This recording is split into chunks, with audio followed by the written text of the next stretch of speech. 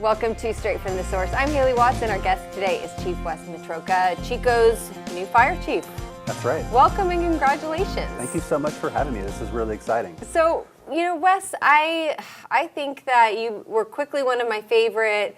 Was it division chief when I met you? Yeah. No more division chiefs at Chico Fire, right? No, we reclassified that rank. Yes. But I was pretty new in that role when you were new coming in. And I remember it was between you and, oh my gosh, I can't remember his last name, Jesse. Jesse Alexander. Jesse Alexander. You were the only two ever willing to meet me when at 3:30, 4:30 in the morning when I was on the morning show as a morning reporter. You were willing to get up early if it meant, getting information out there to the community. Yeah, I think that was one of the first times you and I met was on an early morning story, like 4:30 at Station 1. Yeah, yep. Uh-huh. I know, I've made the mistake before as a morning reporter of thinking, oh, well, firefighters are just up 24/7. Because I remember I was doing a live shot near a fire station and it was really cold and I rang the bell, I think at the Salem Street, that's Station 1, right? Yeah. Oh, I woke somebody up. Of course. They were not happy.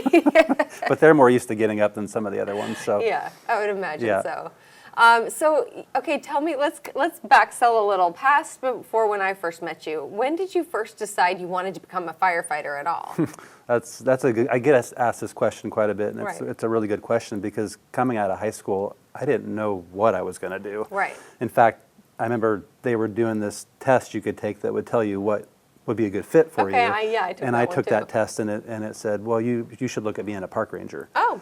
And so I thought, well, I mean, I didn't really want to do that, but I'm like, well, it's something outside. Right. It's not, and I knew that's what I wanted to do because I'd always been involved in sports growing up, football, wrestling, and so being a part of a team and being outside was important to me. And I thought, well, you never know. Right. But then I went to Butte College and just started taking classes, and I took an intro to fire science class just to see what it was about. Yeah. And I was like, well, this is kind of interesting. And then I have a really good friend who worked for Paradise Fire Department who said, you should come up and check it out because we have a volunteer program and you might be interested in doing that. And I thought, well, that's kind of interesting. Yeah.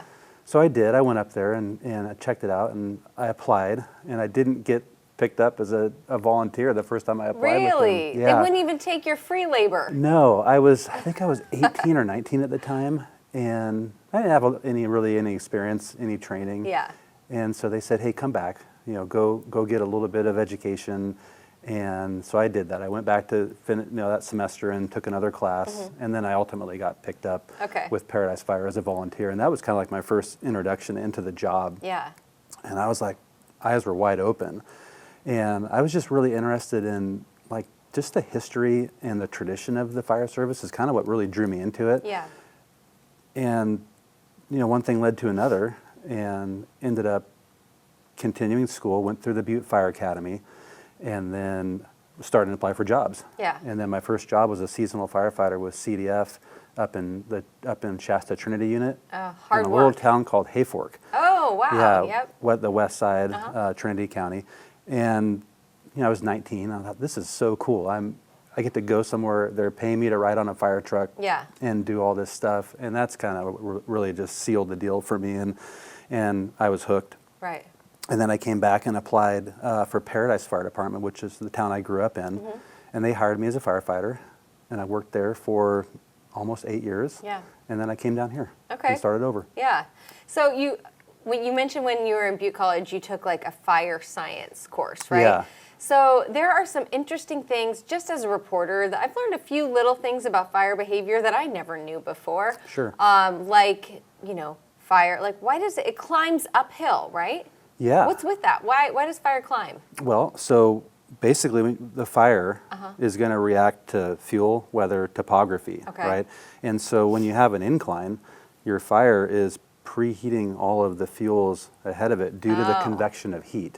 Right? So heat moves in different ways. It moves through convection, through like currents of air, direct contact, and then also through other mediums like pipes or whatnot. Sure. So on a steep hill, that heated air is moving uphill, heating the fuels ahead of it, which increases the speed of spread. Yeah.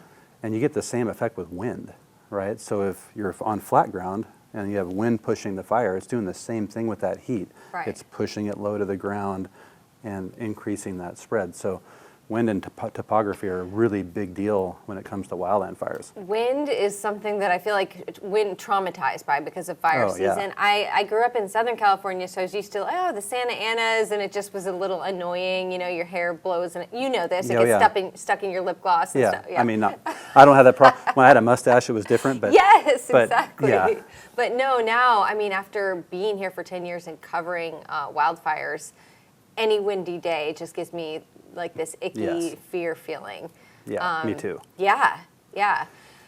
So you were the wildland firefighter first. Yeah. I mean, when I picture that, I think of like the hardest work, right? Being on a hand crew, being out there for extended periods of time.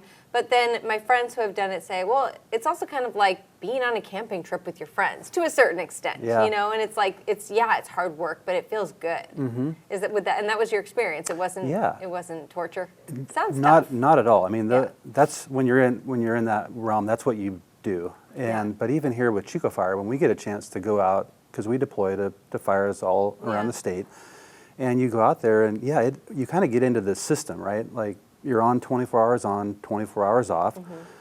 The 24 hours on is a full shift. You're working from morning till Yeah. the next morning. Okay. Oh, you depending don't on- even sleep for 24 hours? Typically not. Okay. I mean, it depends on where you're at on the line. Sure. If you're on an active piece of the fire line, yeah, the daytime the fire is more active and is doing its thing. At the nighttime, it lays down. Yeah. So that's where you really can get a lot of work done, right? Yeah.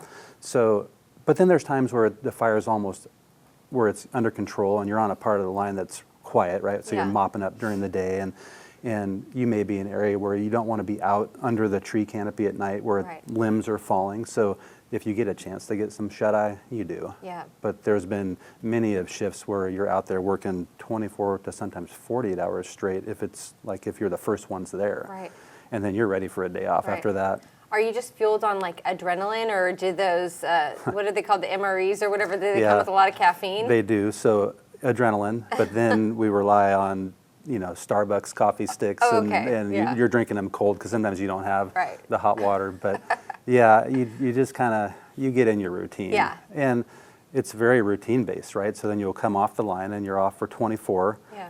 but you're getting things ready for the next shift, but you get a little downtime. Then you just keep doing that same schedule until they tell you it's time to come home. Yeah. And when you get back, then you have to get used to your regular schedule again, whether Right. it's at home Oh, or right. Yeah. at the station. Come back to the normal life. Yeah, you're not living in this very controlled structure. Yeah. Sometimes when you I get like home, structure, yeah. like my wife's always like, oh, I know when you're coming home from a fire that you're going to be difficult to be around because you're so used to working in that Right. system Yeah. that now you got to come home and Yeah, figure out the And adjust. totally different Yes. system. So when you were a wildland firefighter, were there any times, did you ever have to deploy one of those like fire blankets? a fire shelter. Yeah, the fire I have shelters. not. I can't even And I'm- imagine how scary that would be. Yeah, we imagine it often because every year we train Right. with that to make sure that we're proficient in opening Yeah. them up because they're really in a tight package pouch, and when you need it quickly. Yeah. So we do the training and we do scenarios that kind of simulate that environment. So you do imagine it, but I couldn't imagine actually being in one in a situation where you truly needed Yeah. it. It'd be scary. It's like one of those things, like I carry a tourniquet in my purse, right? Yeah. And I always look at it and think, I have so much stuff in my purse that weighs it down. It's like I'm carrying around a bowling ball bag Yeah. all day. But, I look at that every day and think, this is the one thing, I'm going to keep carrying it, but I hope I never have to use it, Absolutely. But you always want to have it because you never know. You never know when you're going to need it. Yeah. And it's just one of those things where, we train to all of the watch out situations to look out for, but sometimes you're just in the wrong place at the wrong time. Yeah. And that's when you need to be ready to use that piece of equipment. But Right. the goal is to never have to pull it out. Right. So you now, of course, you were with Paradise, now you're with Chico. Municipal fires, a little bit different, even though because of mutual aid and everything, you could certainly be deployed to fight a wildfire as a member of the Chico Fire Department. But the day-to-day is a little bit different. One thing I've learned, because I texted the battalion chief line at 4 a.m. Yeah. semi-recently, firefighters don't really want to go rescue cats out of trees, right? We typically don't. Even though, I will say in my case, my cat is morbidly obese. Yeah. And he got out, and this tree, I would not have texted if it had not been a redwood tree that was taller than my roof, and he had been there almost 24 hours. Yeah. But, my husband threw a rickety old construction ladder up against the redwood, and he got the cat out of the tree, thank goodness. But yes, so obviously that's not what firefighters do all day, Not right? typically, but it's like people think that because it's in all the children's books and things like that. And at one time they did, right? Right. I mean, the fire service changes so rapidly. Yeah. And, it's just one of those things that we got away from doing because they come down. The Right. cats can be You've really stubborn realized though. that, yeah. Yeah, and but we still have had. I mean, I've had calls very similar to that. Yeah. Whether I had an iguana in a tree one Oh. time, and we got the iguana out of the Right. tree. Sometimes you and- got to just do it out of curiosity, say, if you have the time. Yes. Yeah. Yeah, and that's really what it comes down to, and Right. we try to address all those things. Right.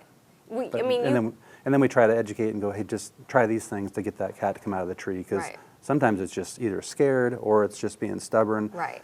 Can of tuna at the base of the tree sometimes helps, Yeah. or just walking away and letting the cat do its thing. It- But they can be stubborn. It was Chico Fire that rescued the dog from the well, right? On the roundabout there at 8th Yeah. Avenue Magnolia. Yeah. Yeah. That was under a home. Yeah. Yeah. That was scary. And that was a situation where you probably really needed professional help. Yeah, that was a type of a call where it's, it gets into the confined space type area or more of the technical rescue because you're lowering a rescuer into a confined area. And so that call really utilized our rescue team Right. to handle that. And you probably just, more so often than a house fire, it's a heart attack, right? There's so many medical things that your team has to be trained up on. Yeah, and that seems like it's always kind of expanding. Our level of training or service expands, so we adapt to new types of calls or new technology or new equipment. But yeah, the majority of our incidents, 60% are rescues and medicals. Yeah. And is it always changing in terms of I know that you guys are always doing trainings, right? Fire trainings, the EMS sort of trainings. I mean, is it still, when you're doing CPR, is it still to the beat of staying alive? We do. I mean, Yeah? our training is very similar to what you would get in the public. It just is more expanded. Okay. Right, because we know we're going to have 2 to 3 people to do that task. Right. Versus sometimes if you're a citizen, you may be alone. Yeah. And so they teach different methods. They teach compression only CPR, and then they teach rescue CPR, which is with our equipment. Right. But yeah, we train, we recertify every 2 years on Okay. CPR, just like anybody else. So everybody within the fire department could be like an emergency medical responder, right? Yeah. But then you have more kind of unique sort of teams, right? Like, don't you have a swiftwater rescue We team? do. And there's only certain people on your team that are specifically trained in that, right? Yeah, so everybody in the department is trained to the EMT level. Okay. And then beyond that, we have specialized training teams like the hazmat team, Oh, right. which we have our department members. There's 12 members that are the Chico Fire hazmat team that are also part of the Butte County interagency hazmat team that make up the hazmat team. And so we'll respond anywhere in the county for a hazmat call. Likewise, if we have something here and we don't have enough hazmat techs on duty, then we'll have county hazmat techs come in and assist us. Okay. That team trains together 6 to 8 times a year. And then the other special team is the rescue team. And that's 12 members of our department who are trained to a very high level for technical rescue that involves cliff rope rescue, swiftwater rescue, helicopter technician rescue, so anything that involves like a short haul or a hoist out of a helicopter, we have team members that are trained to do that as well.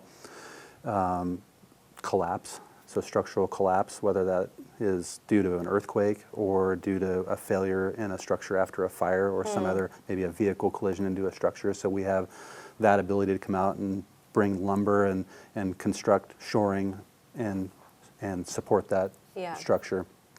Sometimes just to keep it from falling, or if there's somebody that's trapped inside. So they have a very diverse skill set to handle anything that falls into the rescue realm. Yeah.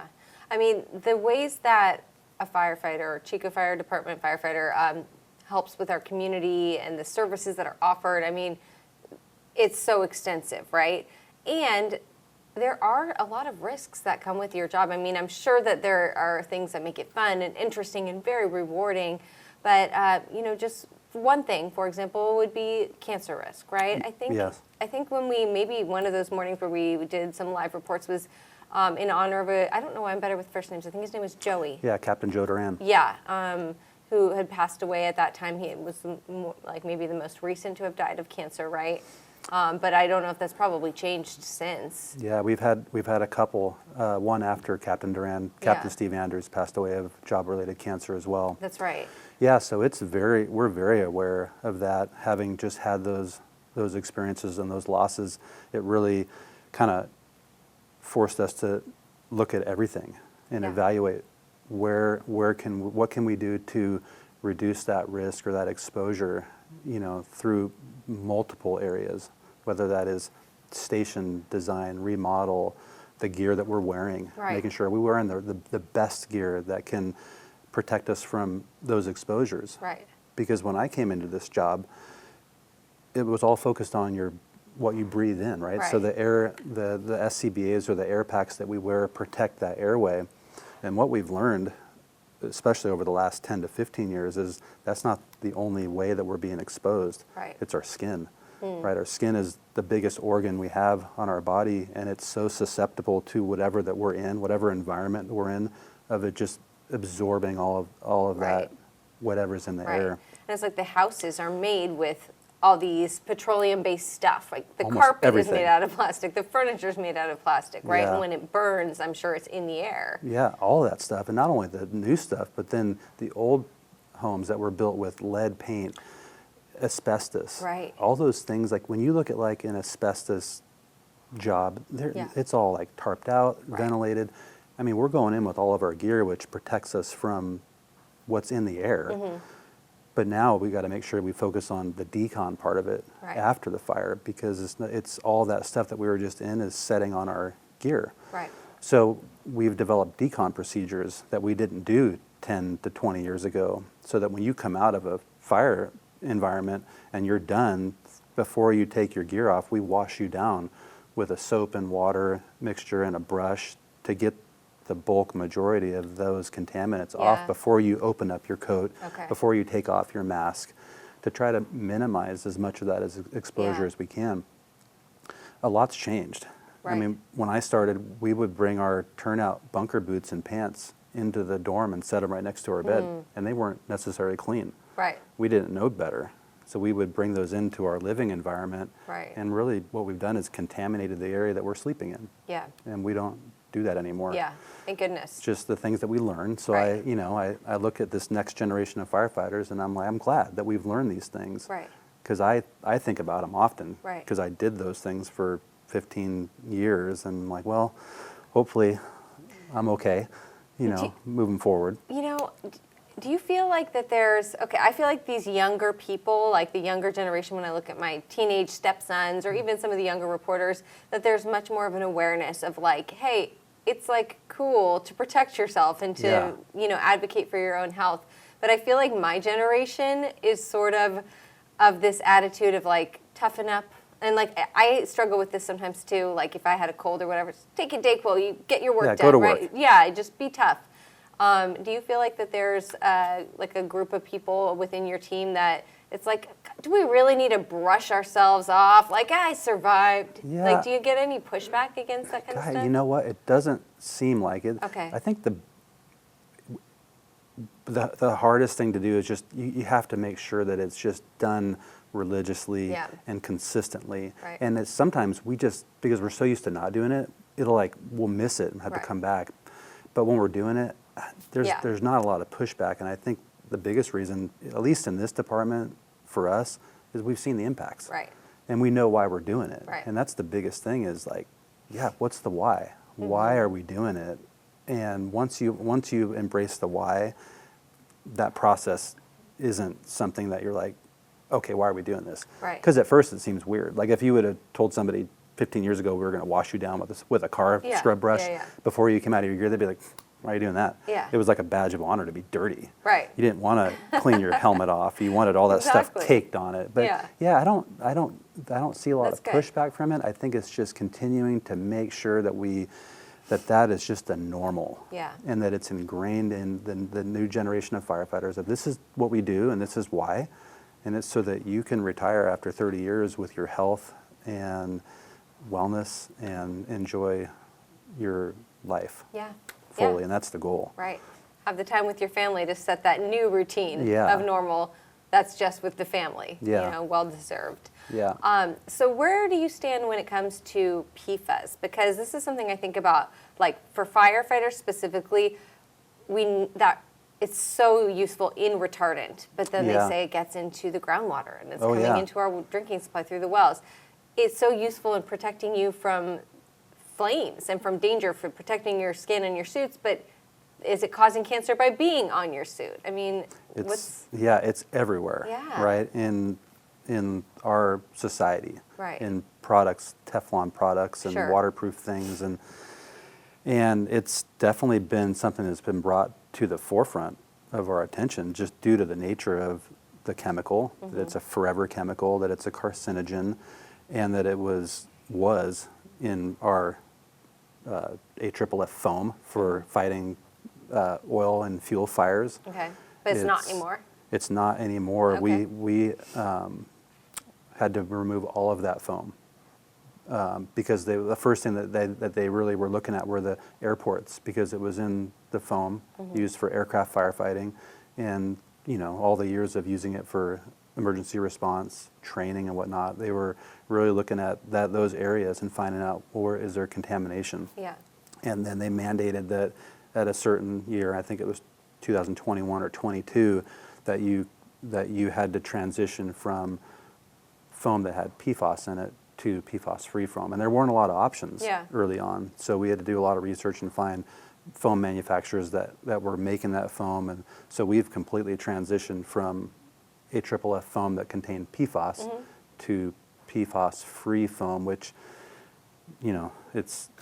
it's deemed to be not hazardous. It's a mineral-based foam. Right. And so that's completely been replaced on all of our equipment and apparatus. What about the, what do you call them? Your gear, the way you wear, the turnouts. Yeah, they're in most firefighter turnouts. Oh, so there hasn't been a replacement yet? No, so it's part of the, when they make the moisture barriers, it's in there. Yeah. It's a water, it's assists in waterproofing. So that's one of the things that we're looking at is what do we switch to that gives us the same level of protection and then minimizes or gets rid of that PFAS in You there. would think that with all the advances in technology and science, they could come up with something.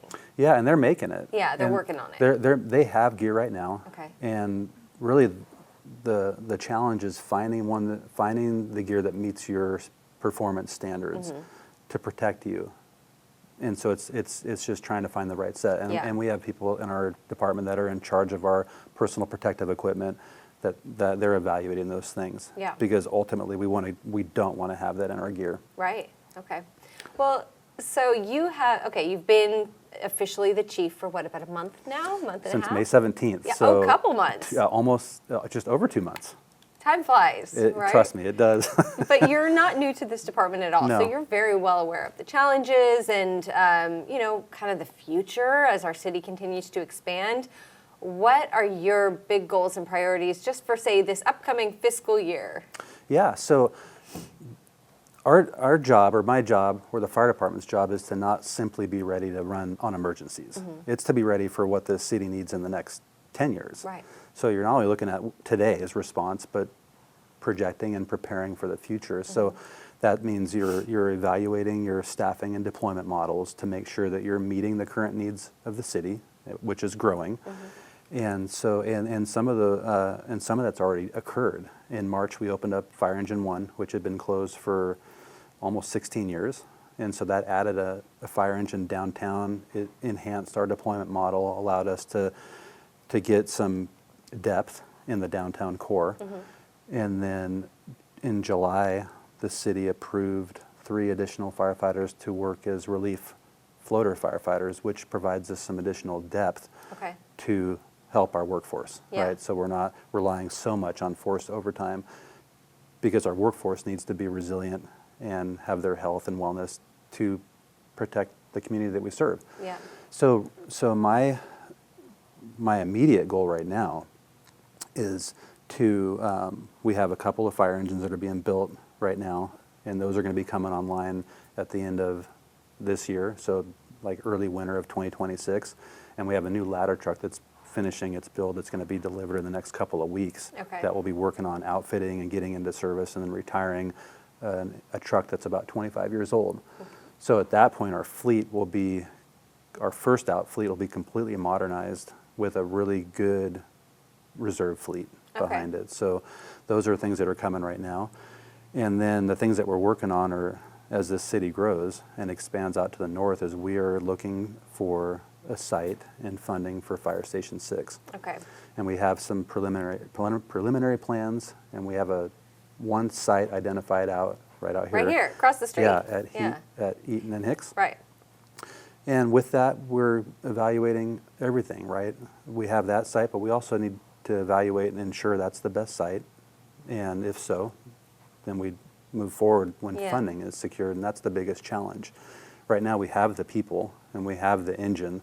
It's just getting funding to build a fire station, and that's not an easy task. Right. And there's a lot of competing needs within the city. You know, we're not the only one that needs a new facility. Yeah. But it's just working with our city team to identify the path and the funding mechanism moving forward, because ultimately we're going to need to get a station out on the north side of the city as the city continues to grow out towards Hicks, out that way, and also on the other side out by Eaton and DeGarmo in that area. There's a lot of growth happening out here on the north side. So it's just continuing that planning and that push and then attempting to get something out here, because it's a huge need for us. Yeah, definitely. You know, as this city pushes out, our closest station is Station 2 at 5th and Esplanade. Right. So the more we push out, the farther those units are pulled and the longer those response times will come to the perimeters of the city. So as fire chief, we're always looking at numbers. Where are we at with our response times? Are we meeting our response goals? And if we're not, those are the things that we have to get in front of, and that goes along with that projecting. Like, where do we project, or where do we know the growth's going to occur, and that's going to give us the ability to stay ahead of it. Right. Yeah. I'm trying to think. Like, I live over kind of like towards Oakway Park. I think that Esplanade station is probably the closest one. Yeah, for too. sure. There's a lot of roundabouts to go through there. Yeah, and you have that. It's going to get serviced by Station 2, and Station 1 is going to get pulled into that area as well. Yeah. Yeah. I mean, again, it's just evaluating our models and our data to see where we're meeting the mark. Right. Because that's the goal. And in the fire service, time is very important. It's very critical, not only for fires, but for medicals, right? We know that fire rates double every time increment, and it's very quick when it goes from incipient phase to well-developed. We know that we need to be there within 4 to 6 minutes. Yeah. And the same thing applies to medical. When somebody's heart stops, they know that defibrillation and CPR within a minimum of 4 to 6 minutes is going to give them the best outcome. So when we look at our response times are built around those services that we provide. And if we don't make them, it's going to make fires are going to get bigger, and people's impacts by not getting rapid quality CPR are going to impact outcomes. Right. So they're very important. Yeah, so working on Station 6, that's a huge one. Are there any other priorities that were like kind of maybe that former Chief Standridge had in mind that you are going to push forward with, or ones that you're kind of thinking maybe we'll put a pin on that for now? Yeah, when you come into this role, you've got to assess things from a fresh perspective and a fresh evaluation. And so part of that is looking at all those things that were being worked on. And so like right now for me, the biggest things are staffing, station deployment, firefighter health and wellness. Yeah. Those are my 3 big ones, and that's where the focus is on right now. And firefighter health and wellness really has to do with their reducing those holdovers and those mandatory holdovers so that there is a good balance between work and home, and that they get adequate rest between shifts. Yeah. Those floaters coming on that council approved is a huge start to that, because we're going to get some depth, we're going to get some relief. And it's continuing to evaluate those needs, but also focusing on how can we improve their health and wellness while they're here, right? And so it's looking at, your sleep environment, because we do sleep. Like, we do try to get sleep when we can. So it's how do we make that sleep as best as we can. Right. Right. So you're looking at station design and how can we enhance things with remodels. And so those are things that we're evaluating right now. We have a couple of old fire stations that are lacking modern amenities and things. So we have some preliminary projects that are going to be in the works to help enhance some of that. Yeah. Like at Station 2, for instance, it's a 2-engine house. The busiest station in the city, they run over 7,000 calls out of Station 2 every year, so there's 2 engines in there, and then they share a sleeping dorm. So they're on a rotation every 6 hours to go on calls. But every time that call goes off, both crews wake up. Yeah. And they're running 20 to 40 calls a shift out of Station 2. Right. So we're designing it so we can split that station in half. And so if you're on engine 6 and you're not up, you're not getting woken up for engine 2's calls, because your room will just alert for you. Right. And that's a really big improvement to help minimize the wake ups if they're not up first for calls. You So can't just wear things like that. earplugs if you're a firefighter, Which, huh? but then they don't want to miss anything, right? Right. And that's the thing, is nobody wants to miss a call or, Yeah. or be behind. So if there's things we can do that help improve the sleep environment or the rest environment, those are things we got to look at. Again, looking at gear, looking at our PPE to make sure that we're putting ourselves in the best gear that impacts our health the least. Looking at our wellness program and our annual physical assessments that we do through INLO, making sure that we're on the cutting edge of what we're being tested for, what we're being evaluated on, to make sure that we're catching things. Yeah. You know, cancer screening is a big one. We do certain things through ENLO every year that we have options, and then we also do an annual cancer screening blood test called the gallery test through Grail. I've heard of this. And it's just another layer, Right. another test that we can take to hopefully identify something early on. Has that, the gallery screening ever within Chico Fire Department alerted someone that they had something early where they were able to say, oh my gosh, thank goodness, and it's stage 1 and get treatment? I don't think for the department, but within the citywide testing, there were some positives that came up. Yeah.